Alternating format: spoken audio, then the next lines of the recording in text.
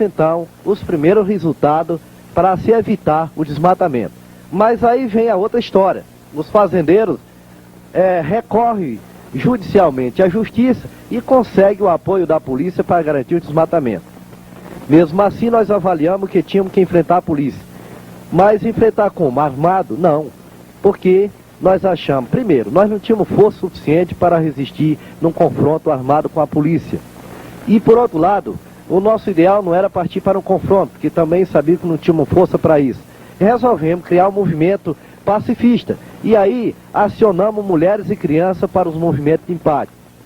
Quando a polícia se deslocava para a área, nós se deslocávamos também com homens e mulheres e crianças em mutirões de 100, 200 até 300 pessoas. E lá ficávamos diante da polícia, e a polícia com todos os seus metralhadores e fuzis, ela refletia e finalmente em muitos momentos ela recuava porque ela pensava duas vezes em atirar numa criança. Com isso, a gente criava um fato político e quando se tratava de uma área muito deserta, aí criava-se um impasse muito grande, porque a gente ficava entre a polícia e o desmate e levaria muito dia até se encontrar uma solução. Quando se tratava a área próxima à rodovia, a polícia levava caminhão, prendia todo mundo, e a gente recebia, primeiro, antes, a primeira merenda era coice de fuzil. Muitos companheiros tiveram dentes quebrados, foram torturados nessa luta, mas ninguém desistiu.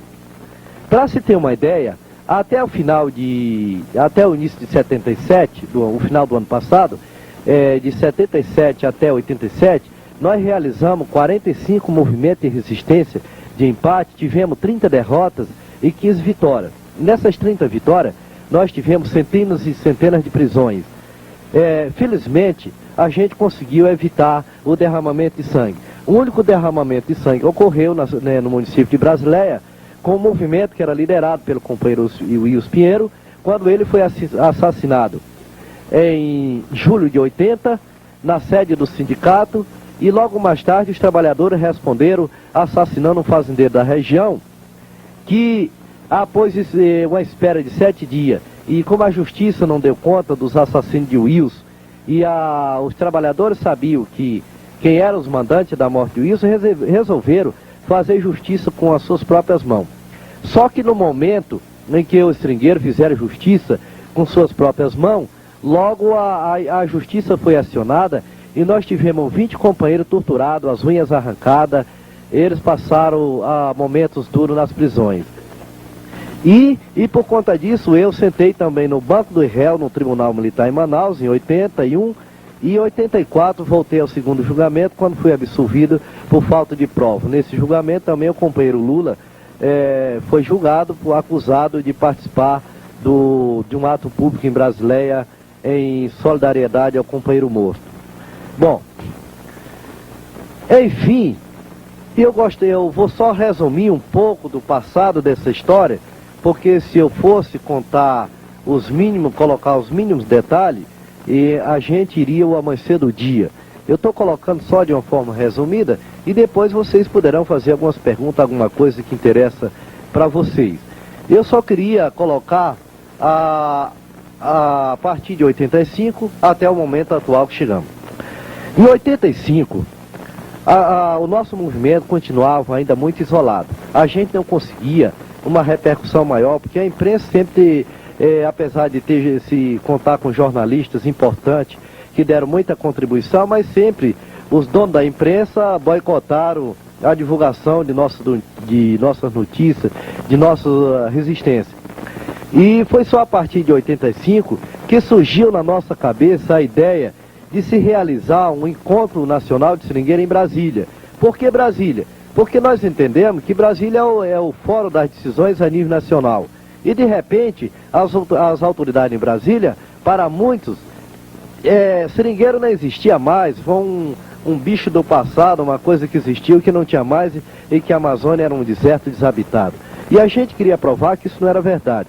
E com sucesso, com apoio de algumas entidades, com apoio do Ministério da Cultura, do Promemora, e com apoio financeiro de uma agência inglesa, nós conseguimos realizar com sucesso o primeiro encontro nacional de seringueira em Brasília, e nesse encontro participaram observadores tanto a nível nacional como internacional. E o que aconteceu a partir daí? Nós criamos uma entidade denominada Conselho Nacional de Seringueiro. Por quê? Porque até hoje, desde o século XIX, existe um Conselho da Borracha em Brasília. E quem aparece como produtor de borracha nesse Conselho da Borracha em Brasília são os seringalistas, os patrões. E nós queríamos provar ao governo que os verdadeiros produtores da borracha somos nós, os seringueiros. E daí a importância da criação do Conselho Nacional de Seringueiro. Com isso, nós conseguimos emplacar a nível internacional essa luta em defesa da Amazônia, porque aí vinha também a questão ecológica, a questão ambiental. E os observadores internacionais observaram que a nossa luta também, apesar de ser uma luta pela sobrevivência em defesa da vida, mas ela tinha um caráter muito ecológico muito grande e ambiental. E aí surgiu, então, despertou a curiosidade dos ambientalistas internacionais. E em janeiro de 87, nós recebemos uma comitiva da ONU que foi nos Seringais, em Chapuri, no Vale do Acre, observar o nosso trabalho e o nosso movimento de resistência. Isso me levou a um convite para uma viagem em Miami, em março de 87, quando pela primeira vez eu participei de uma reunião de banqueiros, e nessa reunião de banqueiros eu tive a coragem de fazer uma denúncia, ou seja, de denunciar as políticas dos bancos internacionais, principalmente as políticas de desenvolvimento para a Amazônia. E isso teve uma repercussão muito grande, porque eu denunciei um dos projetos que o BID financiou para a Amazônia, que foi o projeto para o asfaltamento da BR-364, trecho Porto Velho, Rio Branco. E logo mais tarde, a ONU resolve, através da UNEP, me homenagear com o Prêmio Global 500, que foi me entregue no dia 6 de julho em Londres, no encontro com a entidade ambientalista europeia. E logo mais tarde, a Sociedade para um Mundo Melhor, a convite de várias entidades norte-americanas, me premiou, e no dia 21 de setembro eu recebo em Nova York a medalha da Sociedade para o Mundo Melhor, juntamente com representantes das Forças de Paz das Nações Unidas e com representante pela paz da Nicarágua. E aí, nesse momento, nós chegamos a reconhecer que a luta dos seringueiros da Amazônia, a luta em defesa da Amazônia, tinha criado uma dimensão internacional muito grande. E ao mesmo tempo, nos entristeceu, porque enquanto eu recebia dois prêmios internacionais nos Estados Unidos e Europa, no Brasil eu não era nem conhecido. Ninguém nem tocava no meu nome ou na luta dos seringueiros da Amazônia. E foi aí que começa, então, a nossa preocupação em fazer com que a sociedade brasileira também começasse a tomar a consciência dessa luta. Porque o que eu quero colocar para vocês é o seguinte: a luta em defesa hoje da Amazônia é uma luta que não interessa só a nós, seringueiro e índio, mas é uma luta que interessa a toda a sociedade brasileira e ao mundo inteiro e a todo o planeta. E, por outro lado, os seringueiros, nós não fazemos só o discurso ecológico. Nós não queremos transformar a Amazônia num santuário. O que nós não queremos é a Amazônia devastada.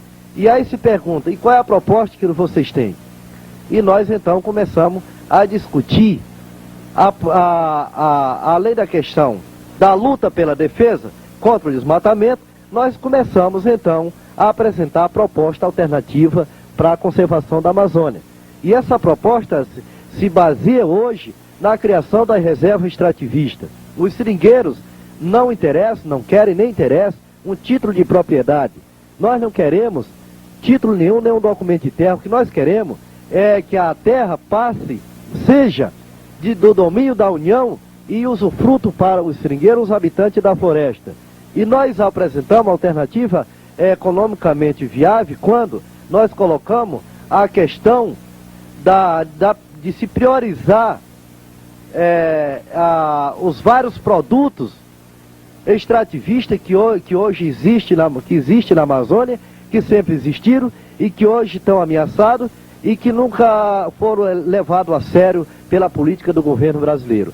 Nós temos, além da questão da borracha, que ainda hoje, apesar de toda a sua destruição, ainda se apresenta como a primeira alternativa econômica para a região.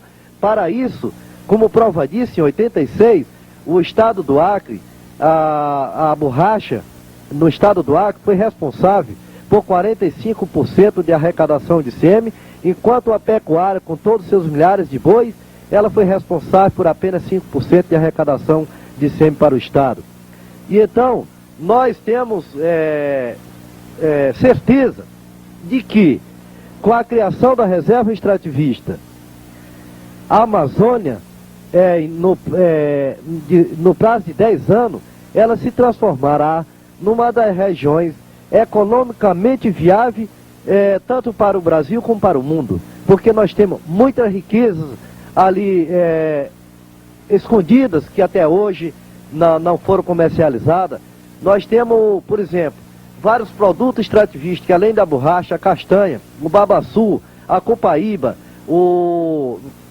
a tucumã, o patoá, o açaí, e tantas outras variedades de produtos que eu não lembro no momento, que é possível você transformar esses produtos, desde que o governo leve a sério, criar uma política, que se cria uma política de comercialização para esse produto, e com o uso racional da terra. E para isso nós colocamos como proposta de que cada seringueiro ele só vai ter o direito, no prazo de 30 anos, de desmatar 15 hectares de floresta virgem, porque nós temos certeza que com essas 15 hectares é possível se cultivar outras culturas de grande importância para a região e sem se devastar a terra, porque o seringueiro, durante séculos, ele desmatou para plantar a cultura de subsistência e nunca estragou a floresta amazônica.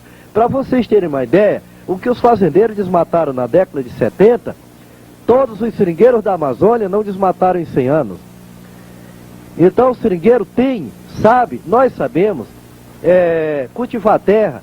Basta que o governo nos dê condições, basta que o governo acate a proposta que hoje apresentamos como alternativa econômica, para que a Amazônia se transforme realmente uma região economicamente viável. E nós, por exemplo, voltando um pouco da história, de repente, se todo seringueiro era analfabeto, como se poderia organizar esse seringueiro para chegar ao que chegamos hoje? Ora, nós sabíamos que até 80, apesar de todo esse movimento que nós criamos, foi muito difícil, porque a pessoa sem saber ler e escrever, fica muito difícil dele colocar na sua cabeça ou criar uma consciência a curto prazo, ter uma consciência do seu direito, do seu dever de lutar em defesa dos seus interesses, porque foi exatamente isso que o patrão fez para que o seringueiro não se organizasse. O que nós fazemos? Começamos então a articular uma forma de se criar um método de uma educação popular. E no final de 79 para 80, nós construímos uma escola no meio da mata, e com o apoio de algumas entidades, inclusive pessoas aqui de São Paulo, ligadas ao Paulo Freire, as pessoas fizeram uma equipe, elaboramos uma cartilha denominada poronga. Por que poronga? Porque a poronga é o instrumento que o seringueiro usa para caminhar na selva à noite. É o instrumento que ele usa na cabeça, uma lamparina, um foco, que tem um flande por detrás para proteger, e com aquilo ele caminha durante a noite na selva. Então a cartilha, a poronga, seria mais uma luz que iria indicar os rumos da caminhada do seringueiro a partir daquele momento. Nós criamos com muita dificuldade a primeira escola, deu certo, e as escolas foram um pouco se expandindo. E na medida em que as escolas foram dando certo, o movimento começou a se fortalecer muito mais, porque a consciência dos companheiros começou a crescer muito mais rápido.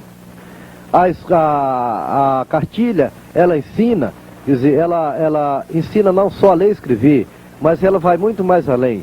Ela ensina como o ligamento do homem com a natureza, o amor que ele deve ter pela floresta, pela sua sobrevivência, a forma com que ele deve descobrir a alternativa para a sobrevivência.